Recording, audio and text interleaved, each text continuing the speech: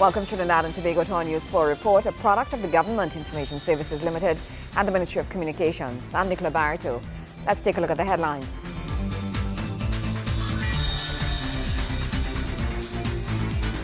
A safer TNT is the call being made by citizens for 2014. The Energy Minister pleased with Standard & Poor's credit rating as per capita GDP to rise by 2.5%. And the Ministry of People and Social Development takes direct impact to the Labre community. Thank you for joining us. Citizens across Trinidad and Tobago have high expectations of the government in 2014 and recently shared their hopes for the new year with News 4. The government has deemed 2014 to be a year of delivery to the people. Well, News 4 took to the streets of Port of Spain to find out just what citizens expect of the government in 2014. In 2014, I expect to bring down crime. They're supposed to bring down crime. I mean, they're doing well in all the other aspects in their performance, and the thing is building all over the country. I'm very proud of that. But the crime situation, they need to handle that. I think that's the only thing they really have to work on, and the public image too. But what I expect from the government in 2014 is that service people especially will be able to access homes, because there are a lot of service persons that are not getting through with homes at all. They will do a serious indent on the crime rates and more low budget for food and stuff. Food will be more reasonable for people to purchase. In crime, I believe right now the crime rate is very high up, and I see no way, no point she's stopping that. But in terms of other things, I believe we'll have a good 2014 with this government. We expect them to take care of crime. They say they're going to take care of crime. That's what we voted for them to do, and we expect them to do that. In 2014, I expect that the government should give greater performance in the duties towards the people of the country and upgrade the system as far as crime is concerned. This year, 2014, that the government supposed to be more accurate in solving crimes. The police and them, they be working, right? But they're supposed to be working wrong the clock like one walk going down the road there now, right? Because if this is what? Today is the 7th of the month and we have about 16 or 17 murders already. What is the government really doing about that? They're supposed to be more accurate in what they are doing. In the year 2014, I'm asking the government to raise the stipends for the OJT trainees, people who get into the OJT program. Yes, I understand it's not a program for young people to stay in on a long term, but for the short term basis, they need to ask themselves if they would want to work for, they know the amount that they give people, especially like from the CXC point of view, people who now come in, because it is not enough. It is not enough. If they could just raise the bar a little bit. Well, I expect them to try to reduce the crime rate. I expect for this last meeting going down into 2015, they'll be doing much better. But as the people have to give the support. If they don't give the support, nothing could be done. Nikolai Edwards, News 4. Now, 2014 is scheduled to be one of the busiest for the energy sector as credit rating agency Standard & Poor's predicts positive growth for the local economy. Now, this is of particular interest to the Ministry of Energy and Energy Affairs as a recent rating speaks to, among other things, investor confidence in the national energy sector during the last 3 years. The Ministry of Energy and Energy Affairs is once again celebrating the result of its contribution to Trinidad and Tobago's positive Standard & Poor's rating. Senator the Honourable Kevin Ramnarine is pleased with Standard & Poor's affirmation of Trinidad and Tobago's foreign and local currency sovereign credit ratings as A-1. The S&P report was published on December 24, 2013, and the ministry notes that S&P's positive economic assessment of the country was based on a positive outlook for the national energy sector. Via a press release, the ministry expressed its pleasure with the expectation by Standard & Poor's of an average growth rate of 2.6%, which is underpinned by recovering energy output in 2014. From late 2010 to 2013, the local energy sector experienced a series of planned maintenance events led by the country's largest natural gas producer, BP. The Minister of Energy and Energy Affairs has communicated that these maintenance events are now largely behind us, and 2014 is expected to be the best year for natural gas production since 2010. The S&P report was also positive on the ability of Trinidad and Tobago to attract new investment in the energy sector. According to S&P, changes in tax and other policies in recent years have encouraged more activity in the energy sector, as we've seen in growing private sector participation in recent onshore and offshore bidding rounds. As a result, official reserves of gas and oil, which had declined in recent years, may stabilize in the coming years. The ministry says this observation by S&P speaks to investor confidence in the national energy sector in the last 3 years. During this time, progressive revision of the fiscal regime governing the energy sector has led to the highest ever foreign direct investment in the energy sector of US $2.3 billion in 2012, the signing of 7 deepwater production sharing contracts worth US $1.9 billion in FDI, and the signing of a project development agreement with Mitsubishi of Japan for the establishment of a US $850 million methanol to DME plant in Le Bray. Finally, the report notes that the increase in exploration activities in the oil and gas sector in recent years should sustain energy production over the coming decade, contributing to economic growth. This view is consistent with the view of the ministry, which has noted that there are currently 8 drilling rigs operating in our waters. Looking forward, the year 2014 is scheduled to be one of the busiest for the energy sector in over 30 years, as there are 14 exploration wells carded to be drilled by various companies in 2014.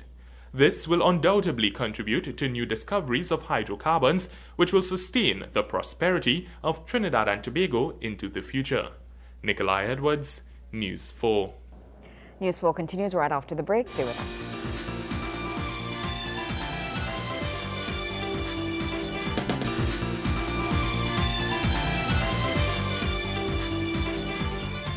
The Ministry of the People and Social Development visited the village of Le Bray as part of its Direct Impact program. The initiative saw many residents receive helpful advice from ministry officials, while at the same time giving them the opportunity to sign up for many of the services offered by the ministry. Direct Impact program took to the community of Le Bray in its latest outreach to communities across the nation.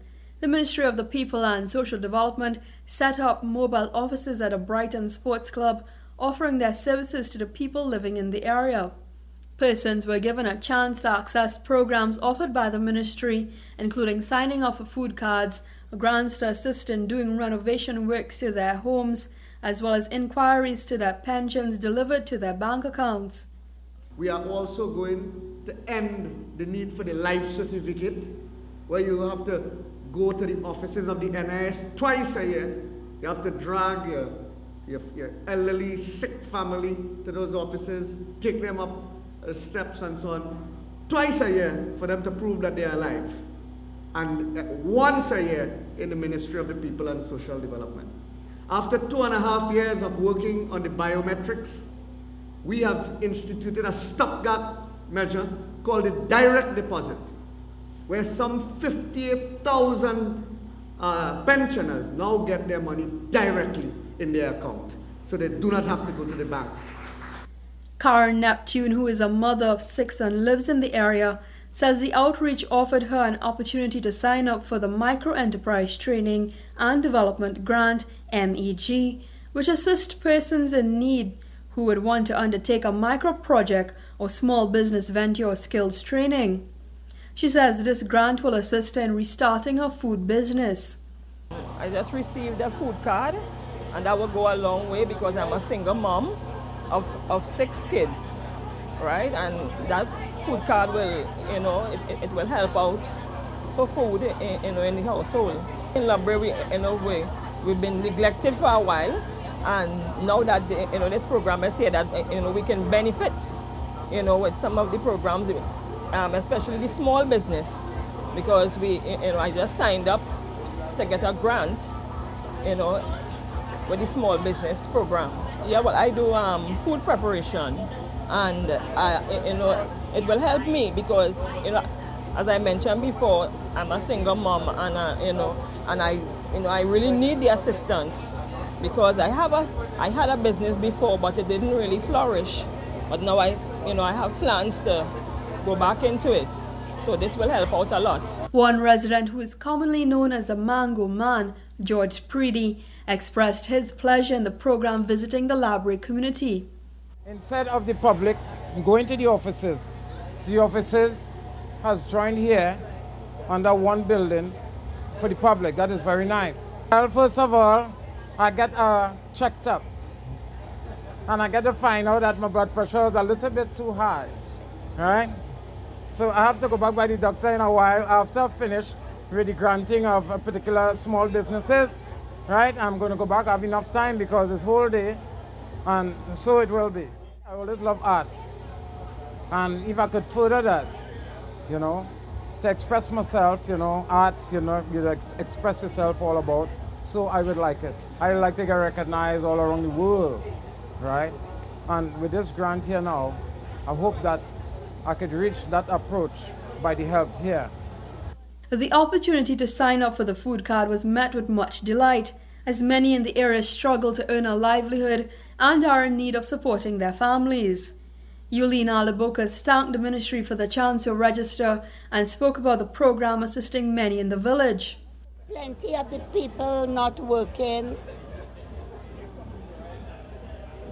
and they have no means of living. Most of them have no means of getting a daily bread. So this is something very good they are doing to be given to the people. But apart from accessing financial aid services from the ministry, residents in the village were privy to receive medical testing for various ailments, as well as advice from a doctor on hand. At the end of the day, Dr. Rai Ragbir, medical officer with the Environmental Management Authority, explained the day's exercises. Ultimately, we saw about 42 plus people here from all walks of life, from children to adults to the very elderly. It was mostly for chronic disease, hypertension, diabetes, a few respiratory illness, but nothing significant to say as a result of noxious foam. People had respiratory illness per se. In fact, we brought all the nebulizer, all the chemicals for any sort of respiratory distress we take from pediatric to adult group. Having said that, especially with the men, there are a lot of smokers around. So we actually tested the peak flow capacity, what it be for the age and the height, etc. And a lot of them came close to within 75 to 80%, which is consistent with people, especially the men who smoke. In terms of the women, their respiratory function was pretty good. There was no child that we actually picked up per se that had any respiratory illness that was here, and not negating the fact that maybe in the homes or whatnot, there may be children with any sort of respiratory illness. The Direct Impact Outreach Program provides social services to over 50,000 citizens. Kimberam Kalawan, News 4. When we come back, MOU signed between Central Bank and the SEC. Stay with us.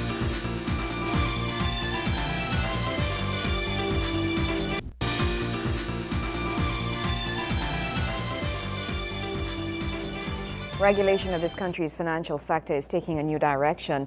This after a memorandum of understanding, that's an MOU, between the Central Bank of Trinidad and Tobago and the Trinidad and Tobago Securities and Exchange Commission was signed.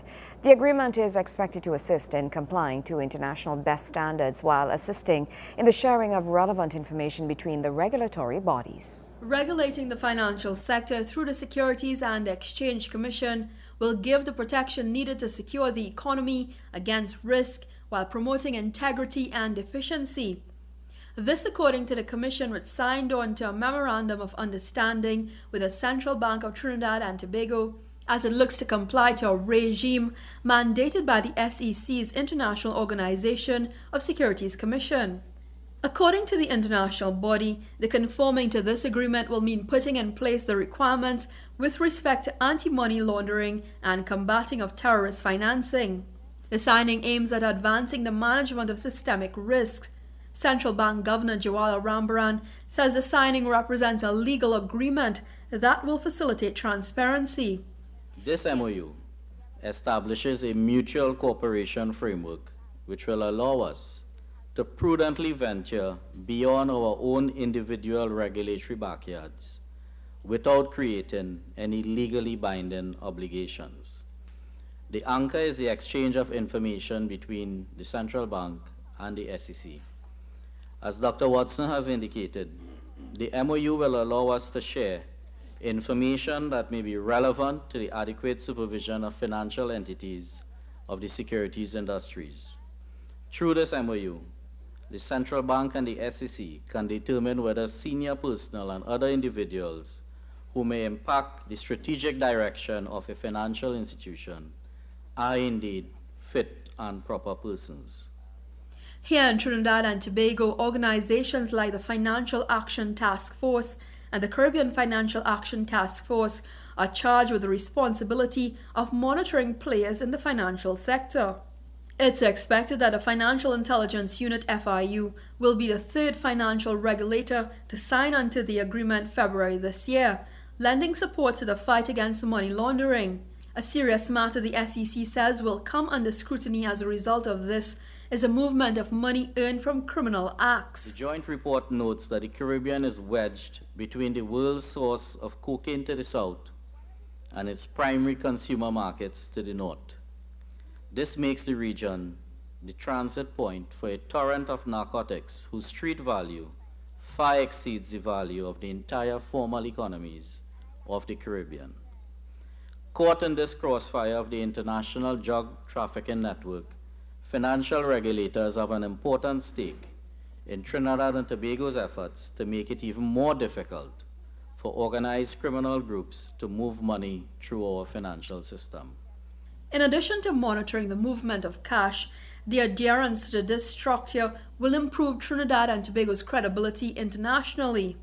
Trade, Industry and Investment Minister Vasan Bharat says such financial systems are crucial to a country's fiscal development. There's also the urgent need to reinvigorate the global financial regulatory reform agenda. Despite efforts to improve financial sector regulation at the global, cross-border, and national levels, the reform process remains largely a work in progress, and delays in completing these reforms represents a source of vulnerability in financial systems. Nevertheless, collaborative policy action such as this is needed to address emerging challenges and to build a more robust foundation for our financial system to grow and to withstand shocks. Chairman of the SEC, Professor Patrick Watson, explained the necessity of security markets to international investors looking to do business with Trinidad and Tobago. Securities markets are vital to the growth, development, and strength of market economies like ours. It bears repeating. They support corporate initiatives, finance the exploitation of new ideas, and facilitate the management of financial risk. Further, since retail investors are placing an increasing proportion of their money in mutual funds and other collective investment schemes, securities markets have become central to individual wealth and retirement planning. Sound and effective regulation, and in turn, the confidence it brings, which is extremely important because financial system thrives on confidence and, of course, does not thrive in the absence of it. Within that spirit, it is important for the integrity, growth, and development of securities markets. The implementation of this is set to not only incorporate international best practices into regulation and supervisory regimes, but enhance market development and deepen policy work and consultation on emerging global fiscal issues. Kimberam Kalawan, News 4. News 4 continues right after the break. Stay with us.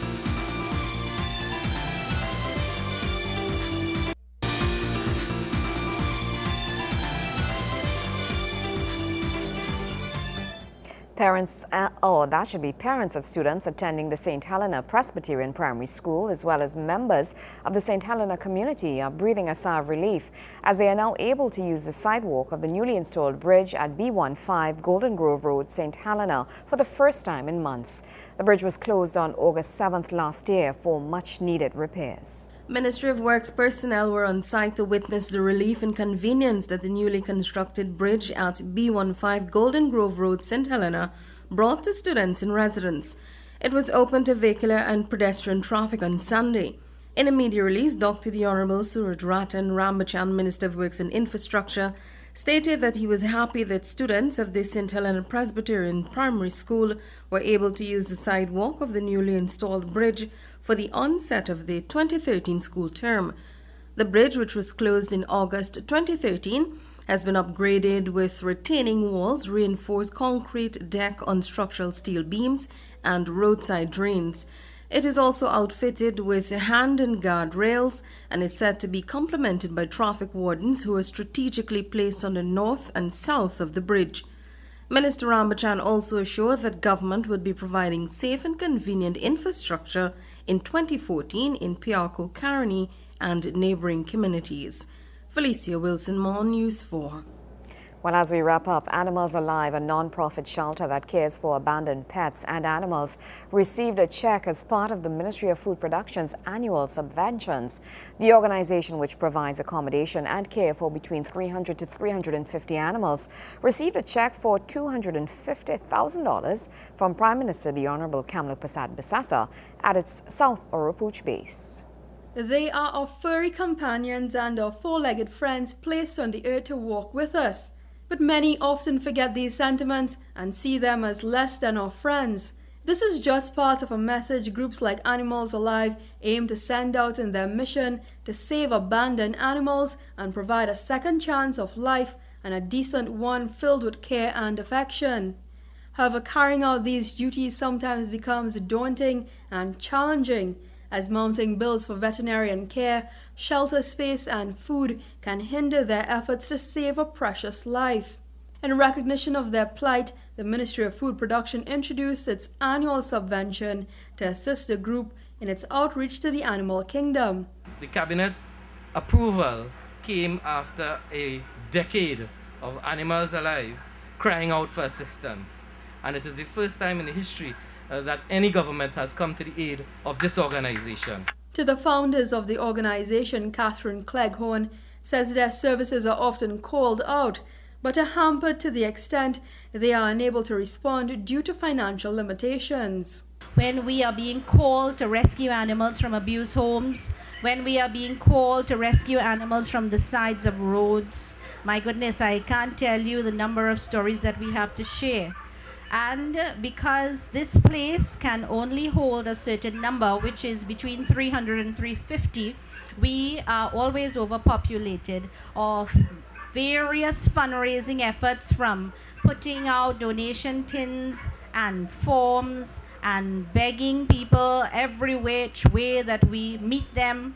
This is the solution, and we are asking our government to look to the future to disestablish their pounds and to replicate this Animals Alive model throughout the country. Prime Minister Kamla Persad Bissassa, on hand to present a check to the group, expressed the need to adhere to international best practices when it comes to caring for our animals. I believe that we in Trinidad and Tobago must aspire to ensure that we mount and continue to implement a sound and expansive framework for human development.